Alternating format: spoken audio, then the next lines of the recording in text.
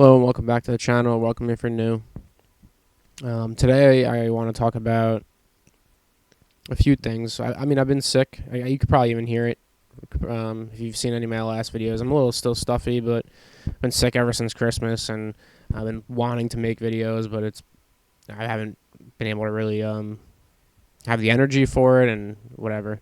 Um, and other news. I also landed a new job, so that's cool. But anyways, I have wanted to make a few videos, and one I think is really important.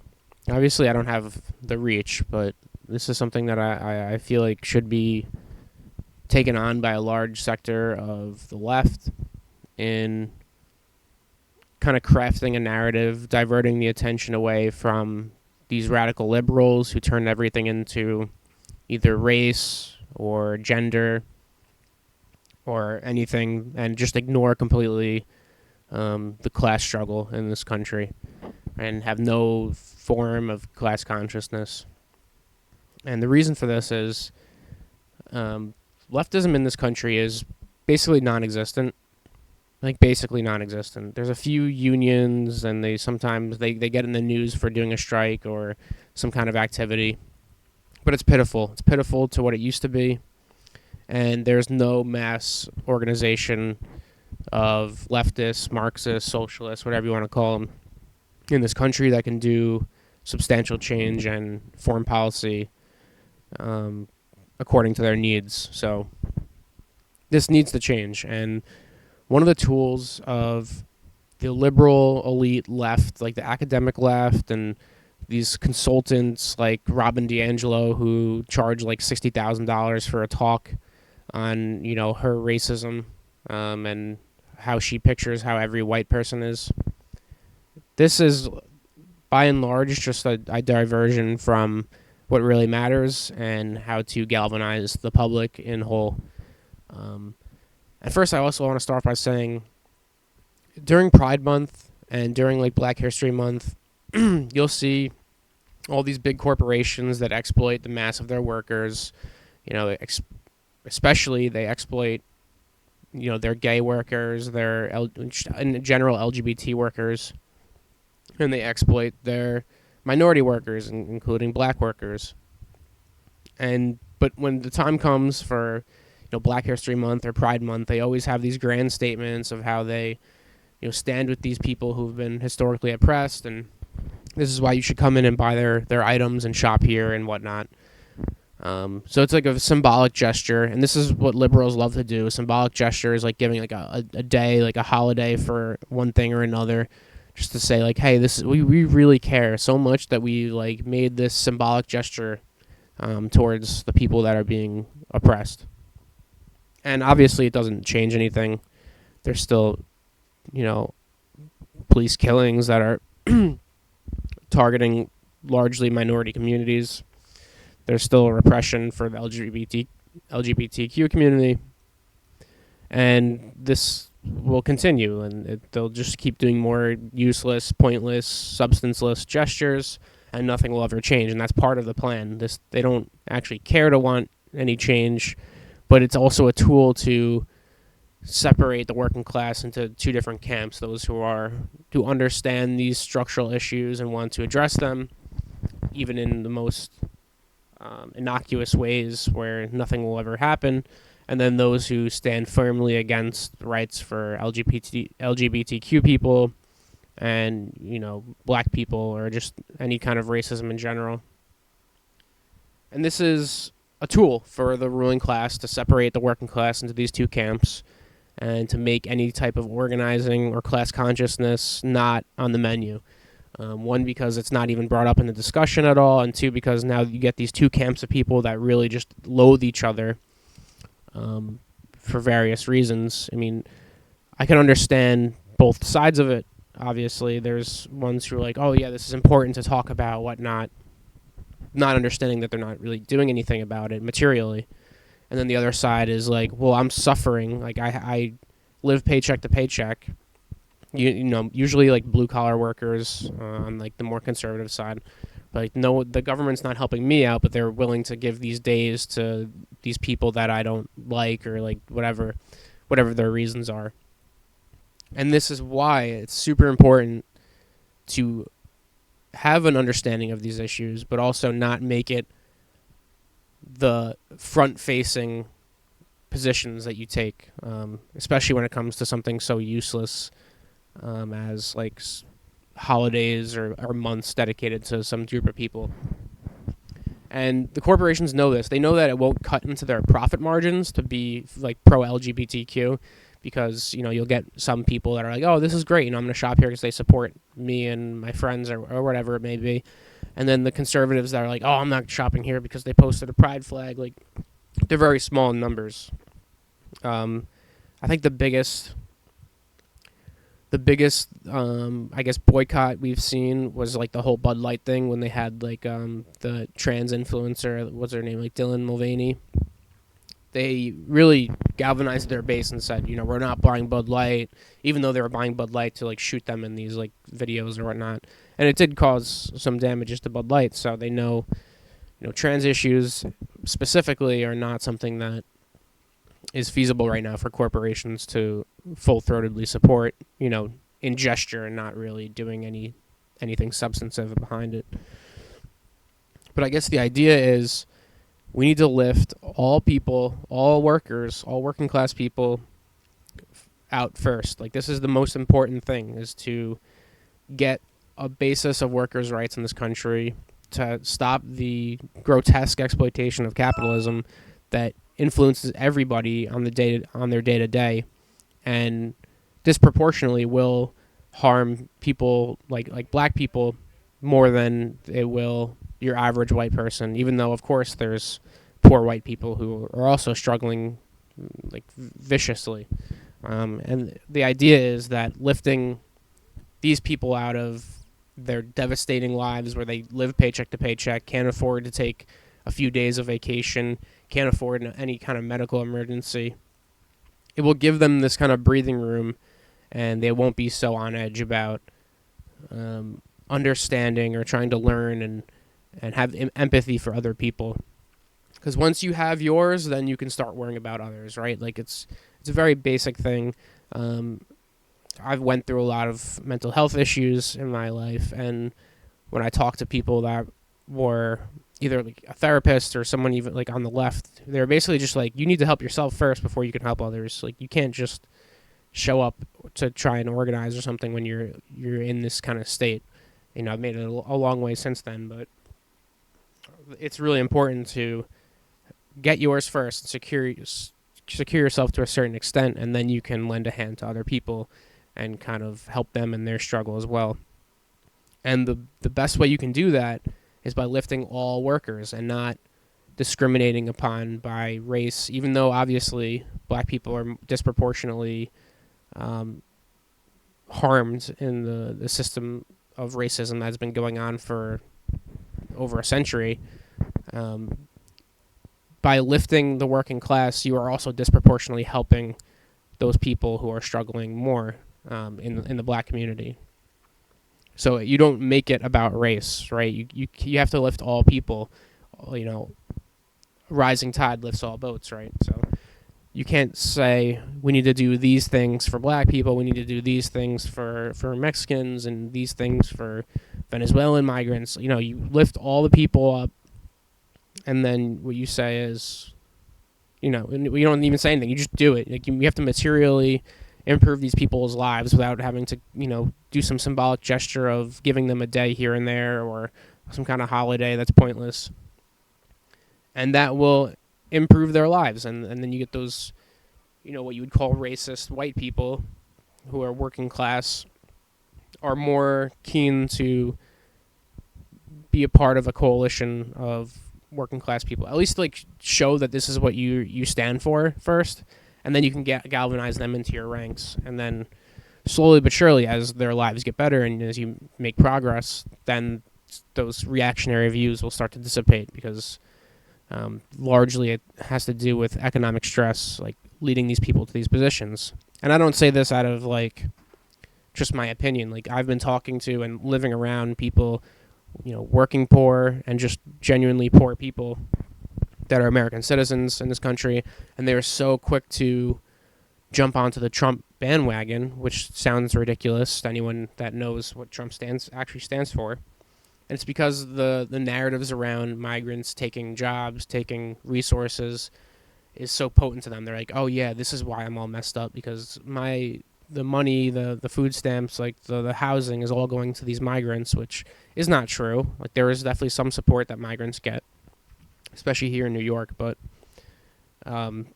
largely this is just an unfounded myth that tries to galvanize this kind of hatred and scapegoats some of the most oppressed people that are in America, which are migrants that have literally nothing except the clothes on their back, coming from another country that's been devastated.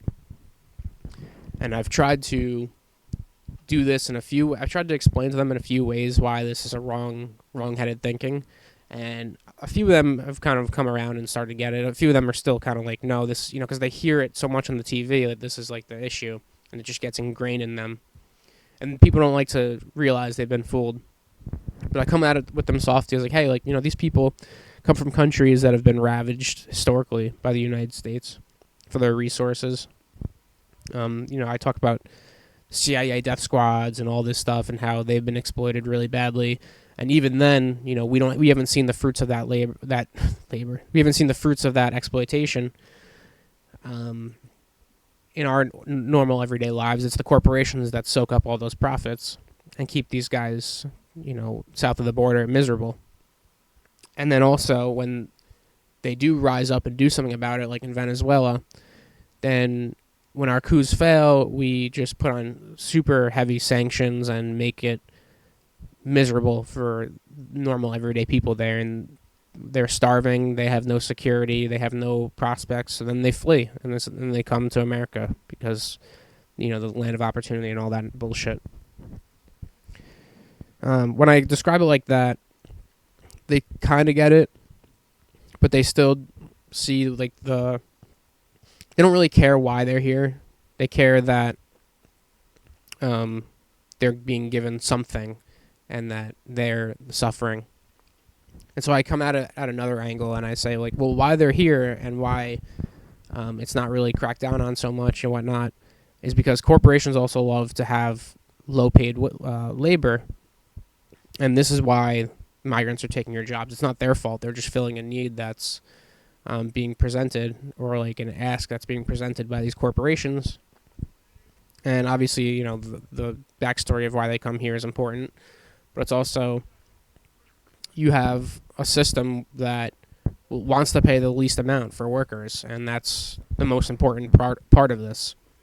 And we had the whole thing with the H-1B visas as well, has been brought up, how there's no love for immigrants. It's just Elon Musk and other oligarchs and other tech companies just want to bring in people, pay them less, around, I think it's around 20% less than market rate to get the work done, and they also have extra pressure to get the work done and do really good work, because if they don't do that and they get fired, then they risk being sent back to their home country. And this is basically a form of indentured servitude where the oligarchs have all this power and can make them work overtime for pennies compared to what they have to pay a natural-born American citizen.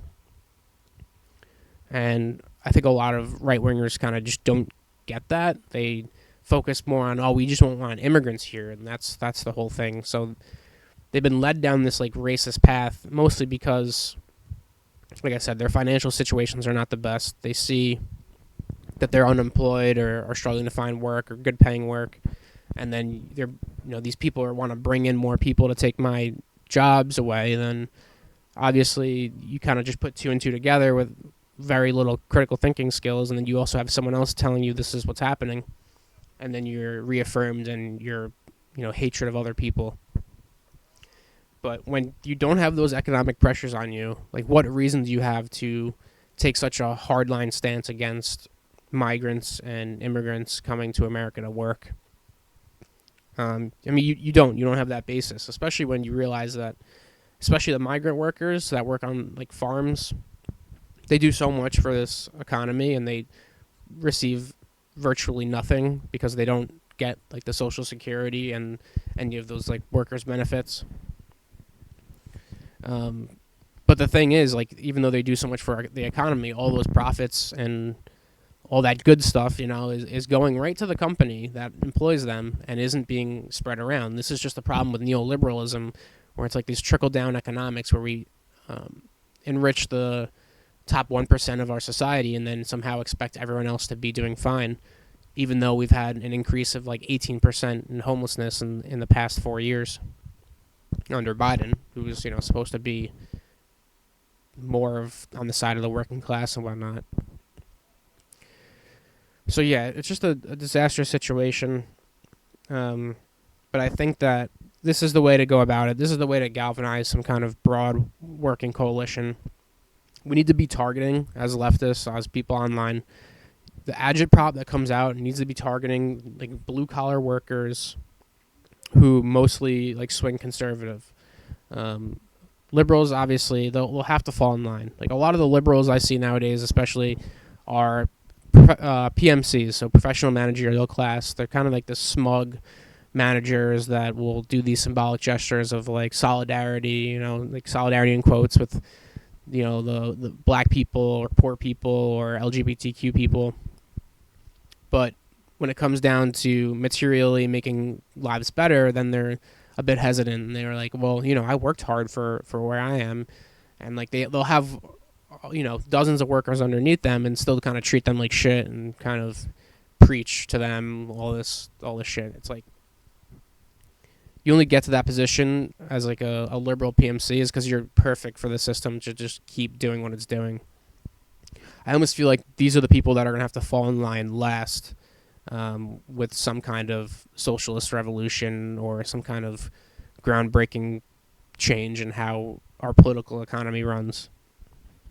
This is like the bastion of the ruling elite are these like liberal PMCs who do two roles, and it's like they keep the workers in line and they basically are class traders. They'll work in favor of the elite and work for the elite, but they won't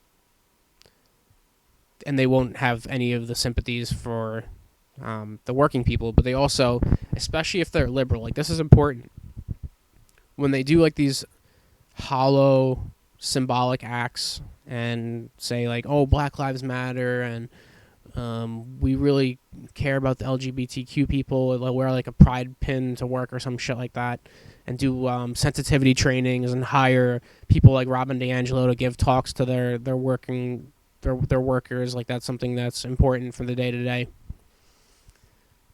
They like do split the working class people. They, like I said earlier in this video, they divide the people from those who are like, why are we doing this shit? Like I am suffering. Why do I have to care about this? And then those who are also like, oh yeah, we should care and whatnot. And even though I'm suffering, like they're still suffering as well.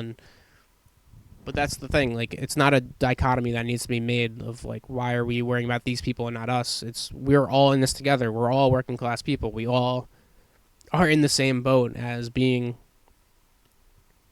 just working wage slaves to a system that exploits us endlessly. And it's mostly just a distraction to like the whole culture war bullshit that happens like day to day. There's whenever something happens anywhere, and there's any news on it or whatnot, there's always this culture war going on, talking about race and whatnot. Like even when Luigi Mangione, when you found out who the killer was, before we even knew who the killer was, people were rooting for him, basically saying like, oh, this is good, I mean, this is not something that necessarily I think is good because of the increased surveillance. I've talked about this before in one of my past videos, but it's going to be a bigger crackdown, increased surveillance. You're going to make an example out of him. But before people knew who he was, they're like, oh, this is good stuff, man. Like the working class people that hate healthcare, which is like most of the country, were already galvanized behind him. And when they found out he was like this attractive white guy who is like super smart and successful and whatnot, then you got all these obviously thirst traps and fangirls and whatnot. And then you saw a bunch of sentiment too, which was like, it's so cringe to even talk about. Oh, but what if he was like a black guy? Like, I don't think people would be galvanizing. Like, this isn't what we're talking about. This isn't the important thing to be talking about right now. Why are we diverting this to race? And of course, like, you're right, sure. But, like, why are we taking the conversation away from normal working class people, working everyday people being fucked over? Their lives are basically being held hostage through like these exploitative companies that they pay into, and then they never get the fruits of what they pay into, and it can ruin their lives. Like, literally, they could die or get into crazy amounts of debt. Why are we making this about race? Why are we saying like, oh, what if he was a black person? Or this is just nonsense. This is like this radical liberal fucking dog shit way of looking at the situation, and it's not helpful at all. Like I said, just a distraction, just what about us kind of mentality. It's like, well, no, we all pay into healthcare. We all deal with this. This is about us. You're making it about you. Like, you shouldn't make it about you. You should make it about us. Like, this is what everyone's talking about. And there is some, like I said, there's some valid points to saying, like, oh, if he was a black guy who was, like, ugly looking or something and not handsome and ripped, what if he was, like, some skinny guy who's just not conventionally attractive? Yeah, maybe he would get less of this thirst trap support, but the people who appreciate the action that was taken, they'll still appreciate the action that was taken, right? Like, it doesn't matter who did it.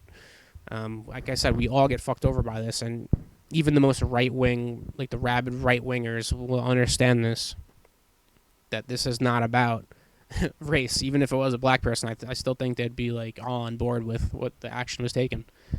And this is what I'm trying to get at. Like, the underlying point is the racism that is largely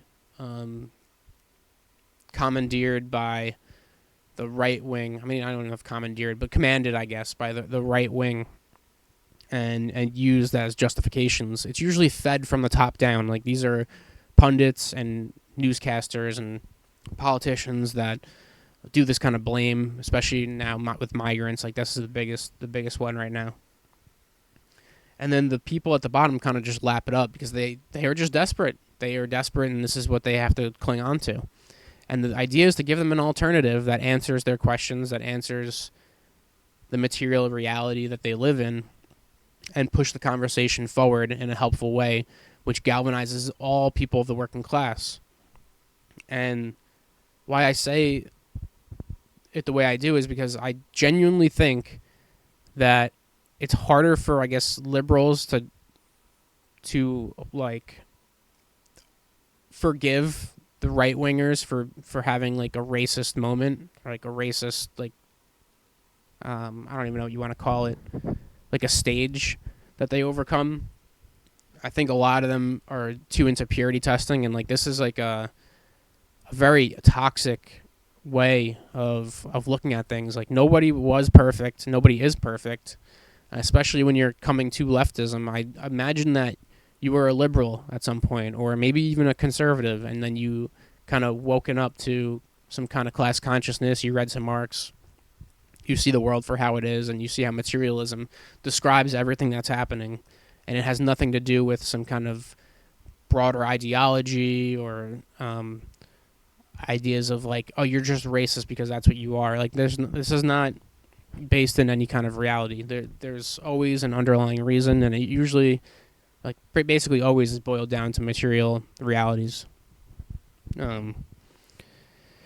So yeah, I feel like the blue collar working class is where we need to direct all the agitprop towards, all the attention towards, to like kind of galvanize them to our side. And then the liberals will just have to fall in line. And I do think that they will be the last ones, especially the PMCs, the ones who have like managerial powers and corporations and whatnot. They'll be the ones who will have to kind of get to our side last, and if push comes to shove, like, they will be the ones that will most likely side with the ruling elite. But who knows? Maybe they'll come to their senses. I don't know if this will happen in my lifetime, but one can only hope, because year after year, everything just seems way worse than it was. People are being crushed under the boot of capitalism, while the wealthiest in our country continue to make a killing off of literal killing. Like, the stock market's never been better than it ever was, even though 1% of the population owns about 90% of stocks. It's like this grotesque fucking dystopian reality we live in, and we really need to be reaching out to working class people and show them that we can organize, show them that they can be a part of something greater that actually cares about their well-being and not just pays lip service to them like the Trumpsters do. So yeah, that's kind of what I wanted to get at first. I want to make more videos. I do have a few other topics I want to hone in on, but yeah, for this one, it's pretty much done. Radlib's bad. Refocus the conversation, make it about class, and then once everyone's lifted up, then we can kind of divert our attention into more specific things that harm less people. But right now, we need to focus on what harms the most amount of people, and it is every day under capitalism, every day under neoliberalism. So yeah, that's what I want to talk about, and thanks for watching. Like, comment, subscribe, all that stuff. Thanks.